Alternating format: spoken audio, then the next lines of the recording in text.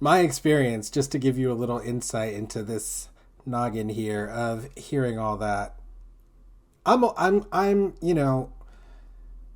often thinking about how to deal with the problem of race and racism because not enough people are. And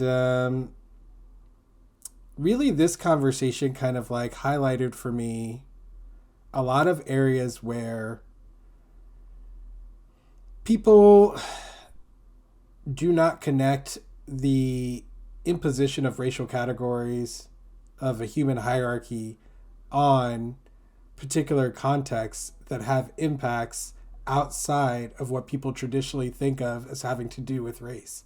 There is a surprisingly large universe of stuff like that, and um, yeah, it you kind of give me hope, I guess, like because you managed to wrangle all these different, sometimes even competing groups and people, and you managed to get them to work together and cooperate and coordinate, and you managed to get sustained funding for it. So, and that's even in an environment where people are very pro-gun and people are very anti doing anything to address gun violence. So all those facts like make me feel hopeful. The only thing that kind of sends a shiver up my spine a little bit when I think about it is just some of the complications for what you talked about you did in the race context. And those kind of hit every single level that you talked about. So Yeah, I'm going to be just kind of ruminating over those and thinking about them and mulling over them. And